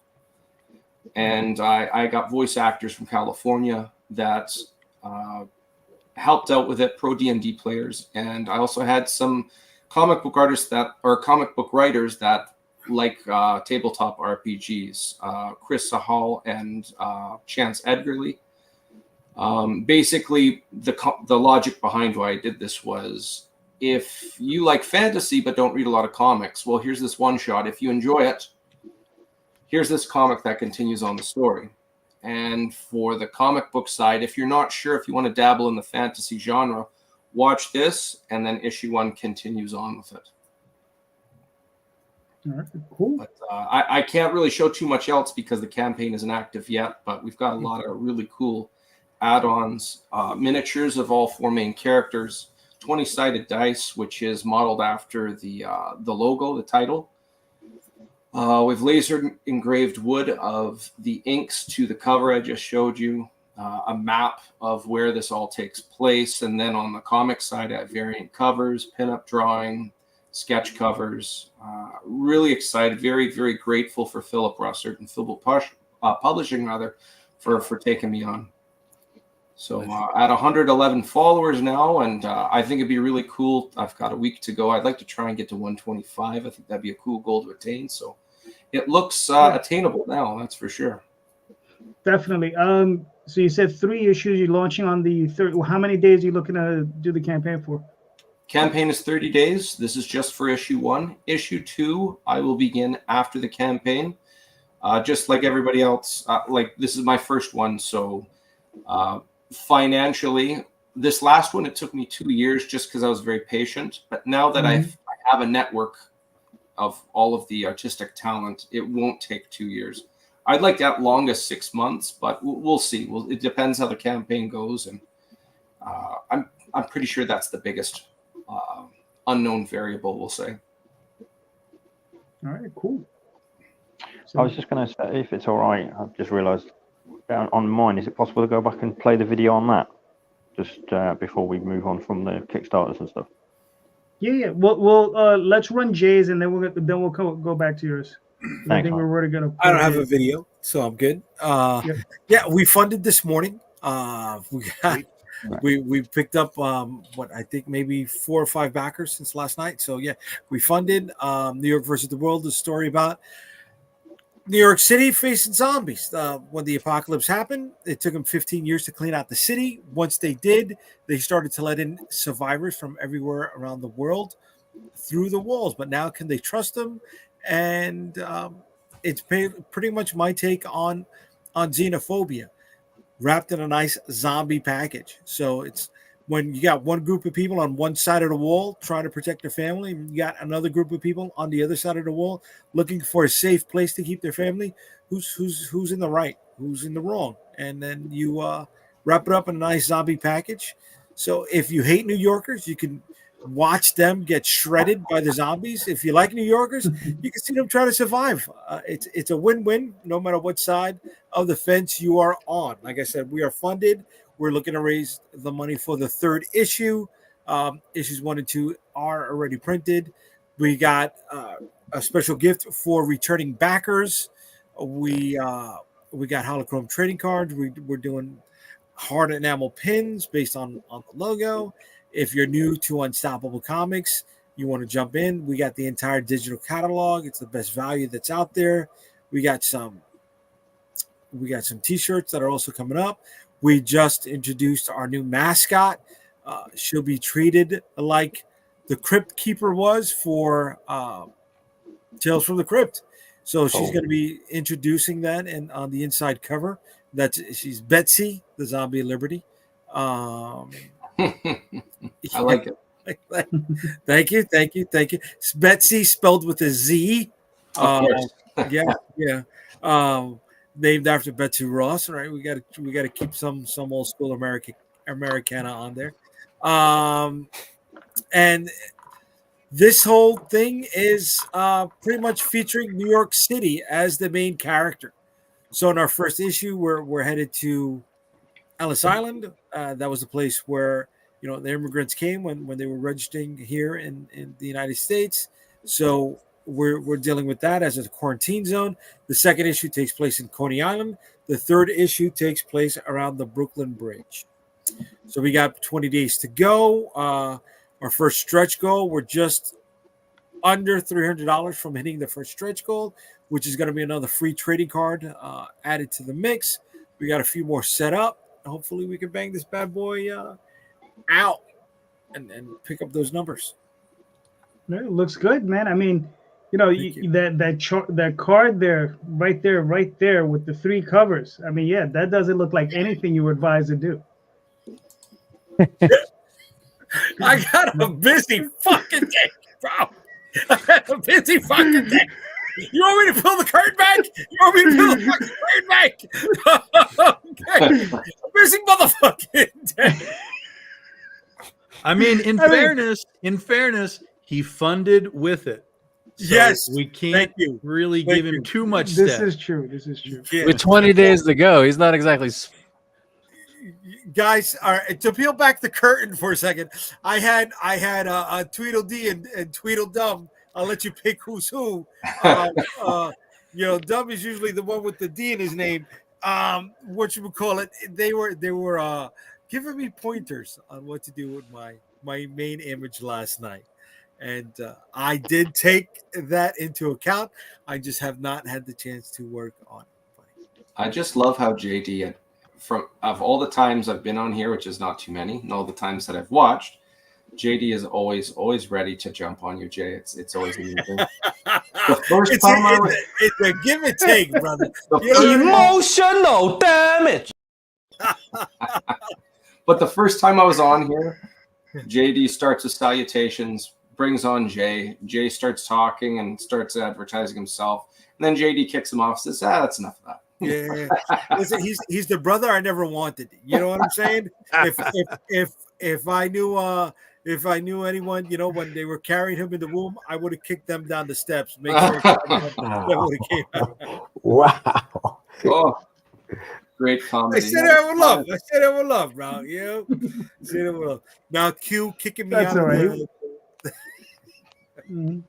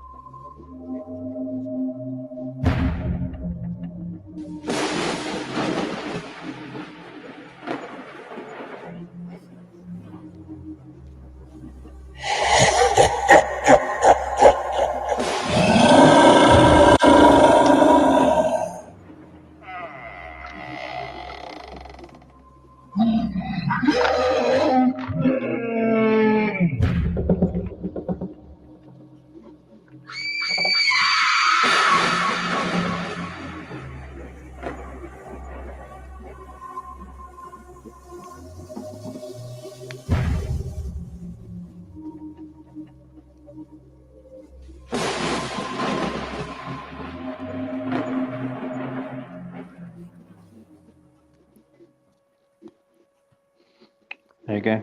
Good family fun. Good Yeah. family fun, yeah. Very nice. Very nice. Very fun. Appreciate that. Thank you. All right. Cool. All right. So there we go. Tom, your question, please. My question. Look, So, I gave you a whole day to prepare. Yeah, I know. So I'm going to ask a cliche question, but I'm going to put a little spin on it. So there's always the thought process that we as indie guys creating our own stuff, we all want to rise the ranks, get up to a certain level, maybe tackle something in the upper echelon of comics to put our mark on it, or just to have an opportunity at it. Batman, Superman, Wonder Woman, whatever it happens to be. So the question is if Marvel and DC came calling, but you weren't allowed to do any of the upper echelon characters, you weren't allowed to do the X-Men, you weren't allowed to do Superman, is there a let's call it a B character that you think you'd have an interesting story to tell, something that you've connected with over the years, like, oh, I like that background guy, and I could write a story for him if Marvel and DC came calling? Or if it's not Marvel and DC, maybe it's something a little external, like is it Spawn, is it Power Rangers, is it something bizarre out in the ether? All right, that's cool. Jeff, you're up, sir. What are your thoughts? That's a tough one, honestly, because a lot of the times, people ask me this question. I'm usually I only write my own stuff usually. So let's see here. I mean, I used to say Dick Tracy, but now they've already brought that back, and there's not really any side character I think is interesting enough to have their own in that.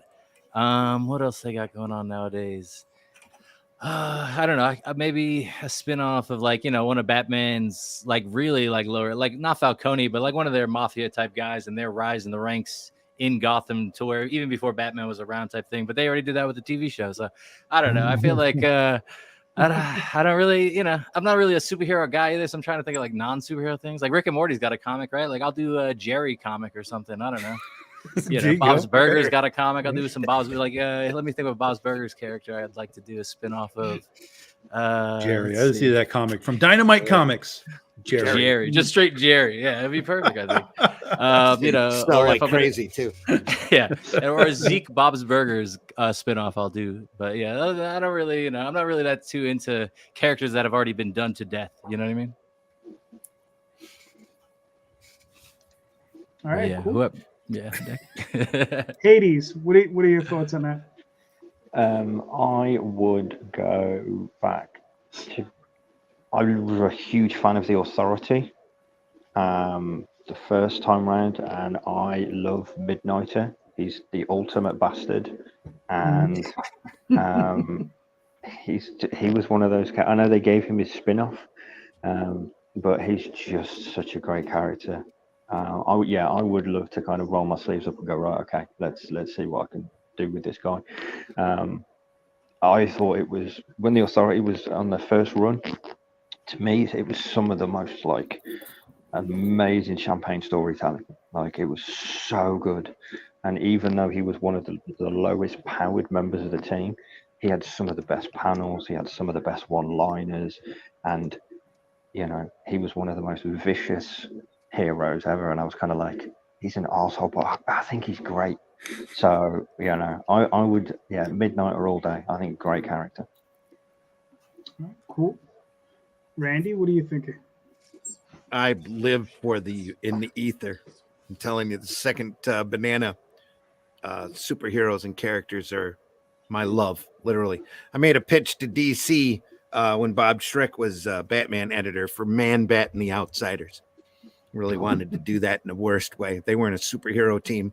They were a group therapy session and had Man Bat, Creeper, Vixen, Katana, Metamorpho was in there. And their mode of transportation was Ambush Bug, who was so happy to be part of a team that he would literally pop in, grab somebody and pop them out, and get them all together at one place. Who knew where? They would just do it. But that proposal never got off the ground. That sounds like DC Comics' answer to Marvel's Midnight Suns. Yeah, almost all of them were emotionally damaged, though, at that point. Had Man Bat going through a divorce, and Katana's sword kept talking to her, and Metamorpho was upset that he was never a regular member of the Justice League, real resentful. Had a lot of hidden anger.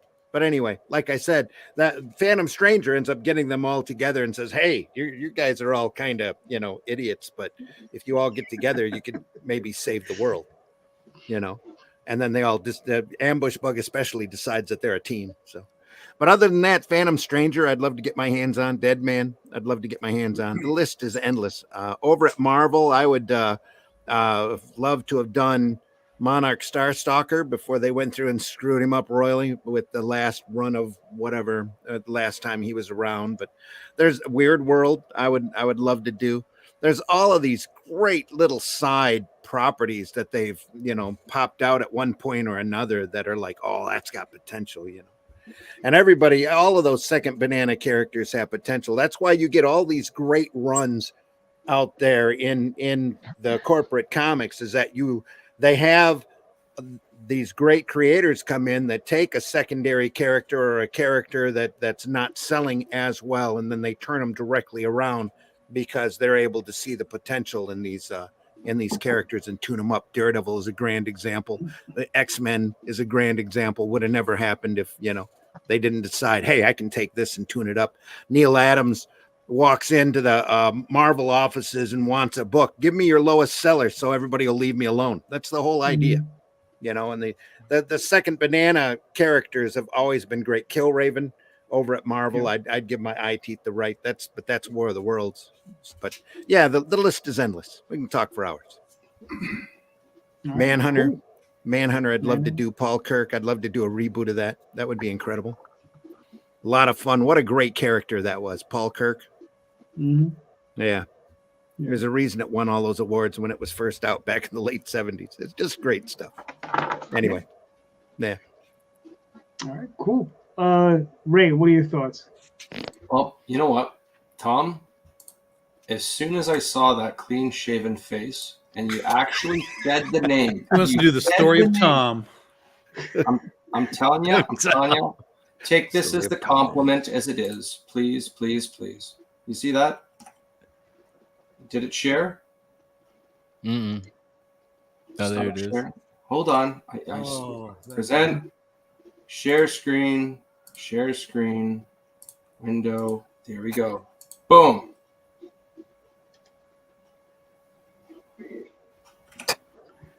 There we go. That's Jason, the Red Ranger. And as soon as I saw you clean shaven, I'm like, that's him. Anyways, stop sharing.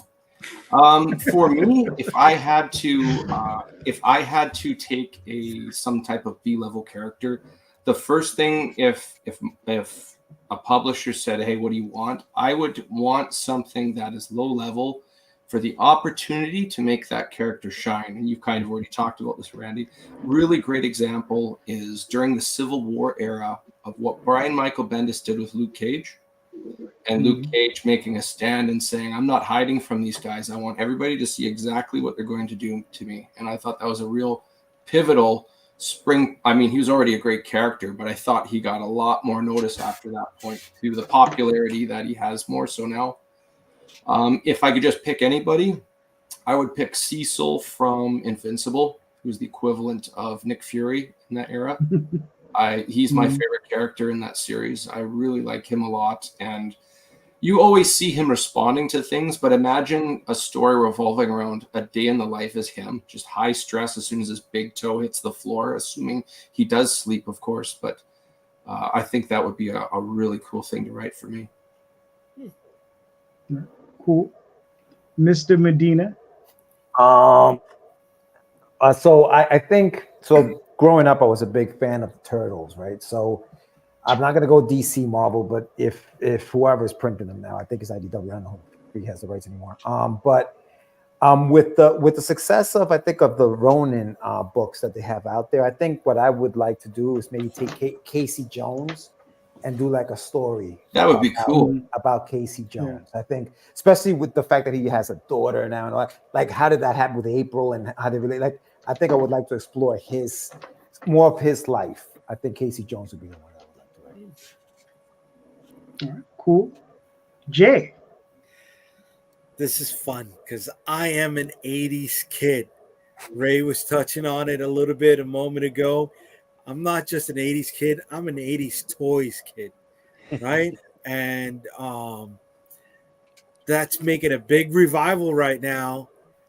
G.I. Joe, Transformers, and Thundercats are popping up. I'm waiting to see Spider-Ham get his own series. Peter Porker? Peter Porker, yeah. Spider-Man. Those were the Star Comics on Marvel, right? Yeah. But I would love, and I have an idea on how to do it too. Bring the Visionaries into the Energon universe, which was a 80s toy property from Hasbro, or even the Inhumanoids, which was also an 80s toy property. The guys in mech suits fighting, the Elder Gods, the Cthulhu stuff. I got two takes. How do I fucking get to them? I don't know. But if they wrapped up Void Rivals into the Energon universe, I definitely got to spit on that. But going along the Rankin and Bass and Thundercat stuff, I got to take on Silverhawks, but I really got to take on Tiger Sharks because Tiger Shark. I haven't heard that one in a while. Lord, you're right. And there's so much ground to cover with that. It's like what Randy was saying, when they would go into the offices and give me your worst title and just leave me alone. Shit, I could go all over the place with Tiger Sharks. And I really liked that reboot of Thundercats from 2011. I know it's pretty much taboo, but there's one episode when they were on Munro's ship and you saw them incorporate Tiger Sharks and Silverhawks into that episode, and I was like, and then for the series, I was like, sons of bitches, you know. Potential there now. So yeah, so I would love to tackle that stuff. Or I mean, I got nothing on Brave Star, but once Ray mentioned Tex Hex, my mind was like, or if I could get my hands on Black Star, that would be great too. You know, Filmation had a nice little catalog of IP before they got He-Man. Excuse me, that I'd love to get my hands on.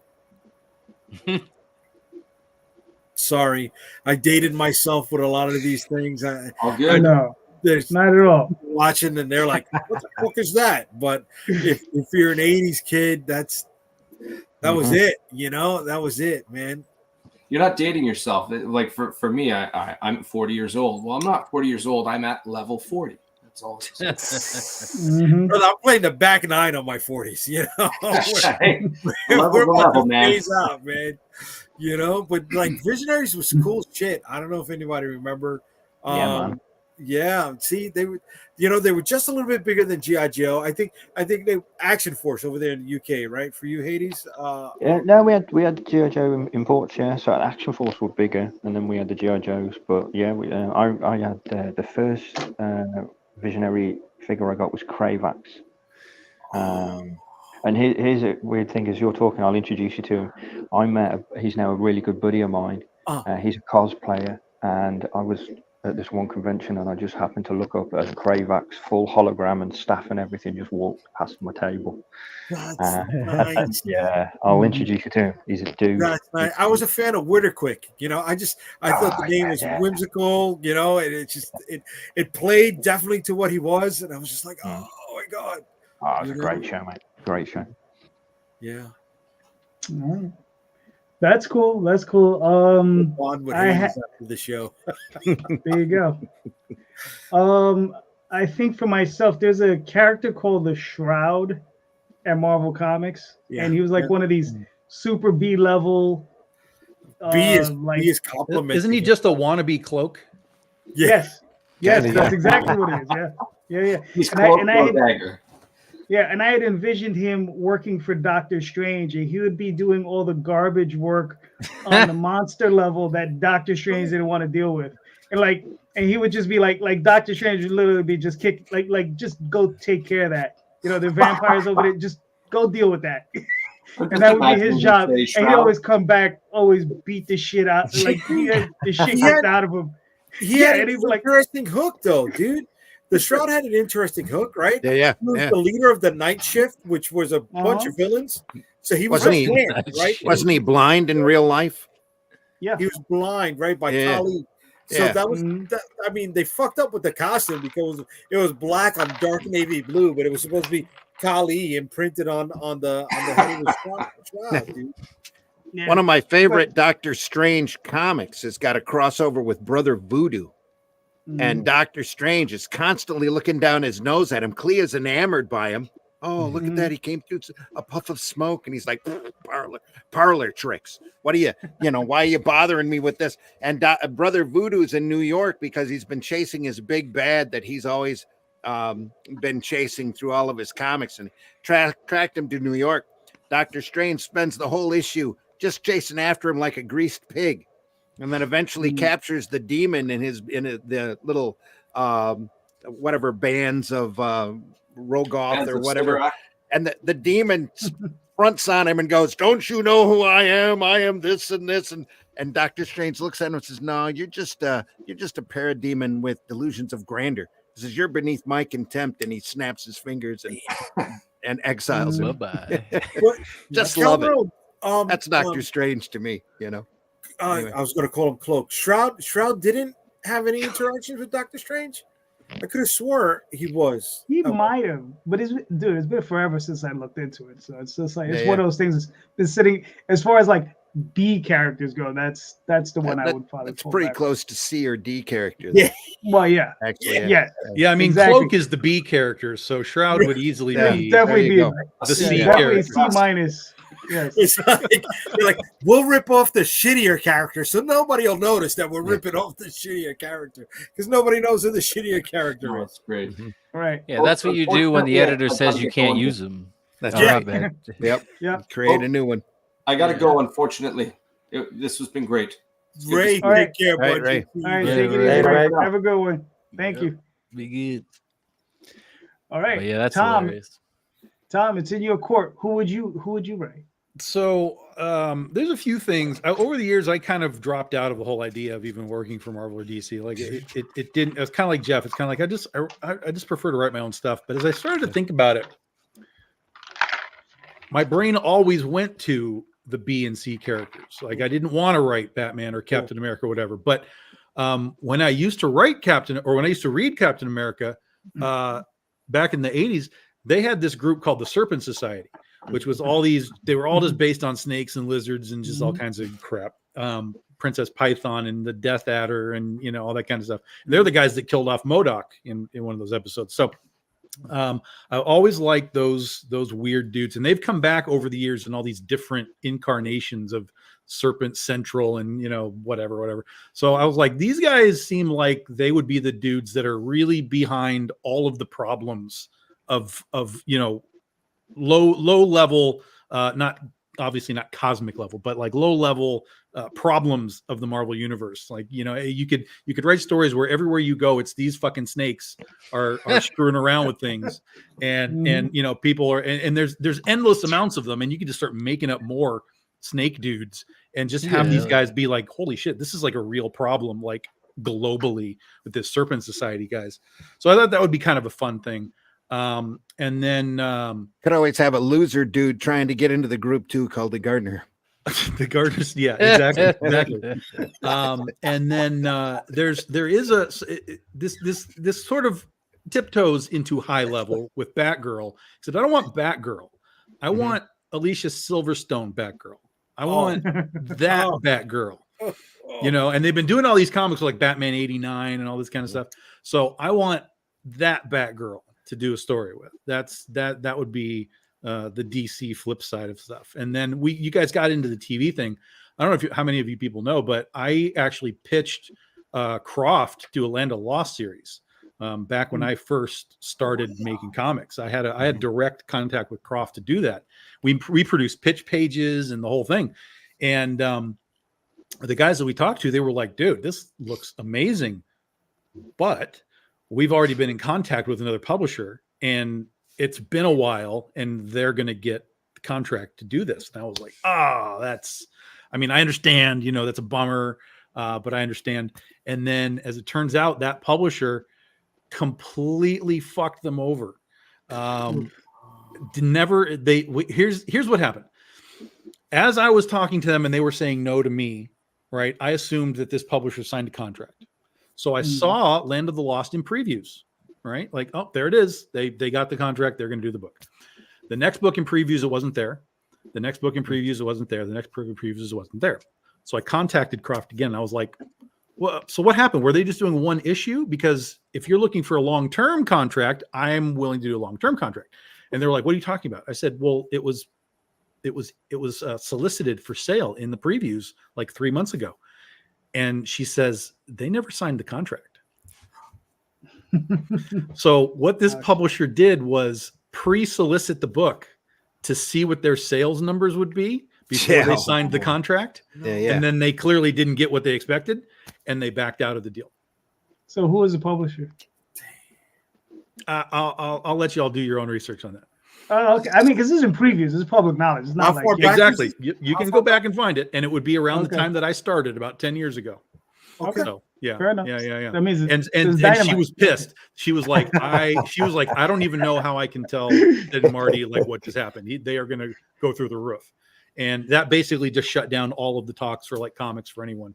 The doors just closed on it. So did you just want that, or would you have done the whole catalog? Well, I would have done everything, but I wanted to start with Land of the Lost. I felt like that was the one that had the most potential pop.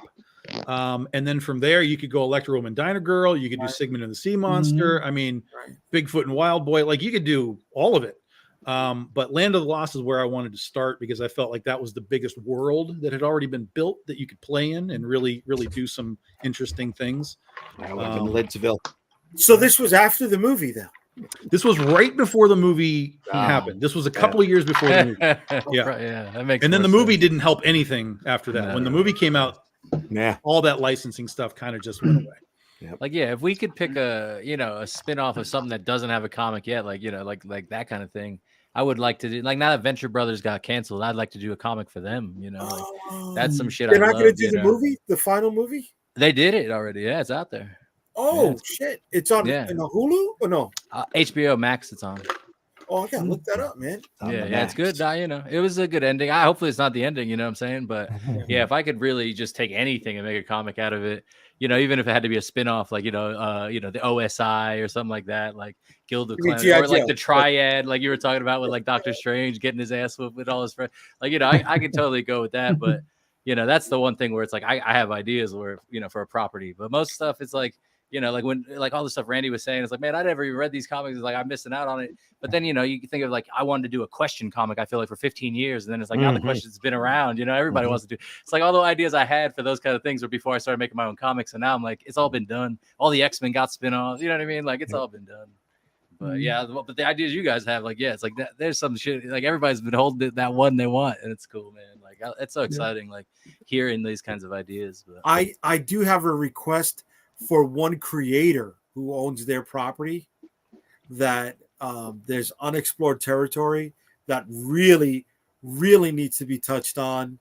I mean, I've been seeing it for weeks and I don't know why this creator hasn't capitalized on that combination like of the two elements. No, but I'd love to see Critter fight a great white shark. I mean, it's there. We already did it. We did it. We did it, Jay. Got it done, bro. Yeah, we did an entire series where this guy named Tidepool floods the world, and the waters are rising, and there's sharks swimming around the cities. We've already done it, man. Genius. Yeah, that's. I mean, you do got quite a few issues out, so yeah, I got to catch up myself. I love it. That needs to be the cover, though. Her riding a shark like the Fonz. Just barrier, bro. You're missing out on it, bro. You're missing out on it. And I'm not trying to shit on you. I'm not trying to take a dig. I mean, you gotta play that up. Lean into it heavy, bro. He's not taking a dig. He's just setting you up. No, I'd pop for that big time. I'd pop for that big time, bro. I mean, don't have her wear the leather jacket or anything like that. Oh, come on. I thought with the whole funds, you got to have the leather jacket. Yeah. All right, gentlemen, this has been fun. We made it to hour 2. So please, let's wrap this up. Randy, where can they find you and your work, sir? Indy Comics Network, Friday morning and Sunday morning, or we're archived over there for your viewing pleasure. We go through a lot of great old sequential artwork. Aerocomics.store. You can find a lot of my work over there. Like The Fool and Calico and 2 issues of this guy, Herobot Zero. He's available over there. It's a fun little cartoon robot who defends his city from large monsters as long as he can do it on the clock. Shadow Kingdom over at fundmycomic.com. Also, go over there and take a look at that. Really proud of that work, and there's a lot more coming with the Atlantean. We'll be offering campaigns for that as soon as the work is done. And then, after that, I got a list. So, Tales from the Aniverse Omnibus is in the wings. I just talked to Sue last week about the Varsel's Vixen companion volume. That'll be with that. That's a property I did way back in the 80s that very few people, even realized was out there. That, again, just some great stuff. Then, more Calico, more My Little Monkey. Got to get back on that, too. So, who knows where. So. Who knows where? Yeah, George. I'm going to make Jay Rosario very happy at getyourmeds.com. Just go to the website. Check me out there. Check me out there. Also, obviously go to asetimagination.com, anyoneworld.com to, pre-order the books and stuff like that. You can always, find the link in my website. On social media, I'm also on there. Check out the website for that. And then on YouTube, go to Get Your Meds. Type in Get Your Meds on YouTube and check out the YouTube channel. So All right, cool. Jeff, where can I find you and your work, sir? Getmagicpowder.com is my site. You can get all the comics there. You know what I mean? Obviously, we're on Kickstarter right now. So if you want to hit up the Elf with No Name on Kickstarter, you can also get all the Magic Powder issues. They're all there as add-ons. There's also a tier with, it's called like the Magic Powder digital or physical tiers. And you'll get, the first 5 issues of that, the first 2 issues of the Elf with No Name, and you'll be all caught up. So that's cool. And, the Elf with No Name's right here. And that's about it. Oh, nice. Hades, where can they find you? Anywhere on social media is ASAP Imagination. Then we've got the website, asapimagination.com, and then for anyone who's looking to get distributed, published, etc., is anyoneworld.com, which is where you'll find George's stuff as well. Nice. All right, so cool.